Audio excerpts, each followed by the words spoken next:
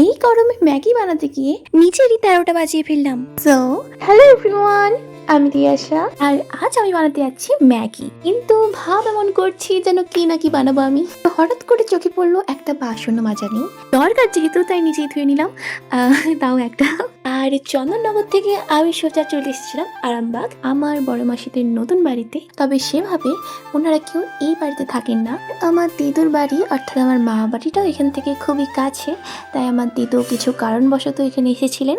আর সামনে যেহেতু জামাই ষষ্ঠী, আমার মা বাবা ভাই বোন সবাই কিছুদিন পর এখানে চলে আসবে, তাই আর বাড়ি না গিয়ে আমি আমার দিদুর কাছেই থেকে গেলাম। আর এরপর তো আমি খুঁজে বেড়াচ্ছিলাম যে ম্যাগিটা কি দিয়ে বানাবো, কারণ তেমন কিছুই ছিল না। তারপর চোখে করলো ডিম আর এই যে পেঁয়াজ আর কিছু আছে আলু। যেহেতু অপশন খুবই লিমিটেড, আপাতত এগুলো দিয়ে করতে হবে। তো প্রথমেই দেখতে পাচ্ছ আমি আলুগুলো ভেজে নিচ্ছিলাম, আর গরম এত ছিল যে মনে হচ্ছিল আলুর বদলে আমি নিজেই ফ্রাই হয়ে যাব।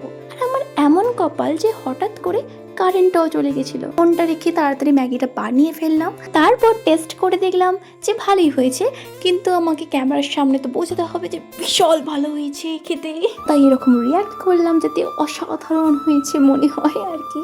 তারপর ম্যাগিগুলো নিয়ে গেলাম রুমেতে খাওয়ার জন্য, যেহেতু কারেন্ট ছিল না আর তাই প্রচণ্ড গরম ছিল, তাই আমি আর দিদু মিলে দুজনেই চলে গেলাম ছাদে। ছাদে এসে দেখলাম খুব সুন্দর হাওয়া দিচ্ছে। আমার ভয়েস নিয়ে তোমাদের অনেকেরই অনেক কোয়েশ্চেন, তো এটা আমারই ভয়েস, আর ভয়েসটা একটু চেঞ্জ লাগে কারণ আমার মুড অনুযায়ী আমি ভয়েস দিই। আর বাড়ির কাছেই যেহেতু স্টেশন, তাই কিছু সময় পর পরই এদিক দিয়ে ট্রেন পাস হতে থাকে।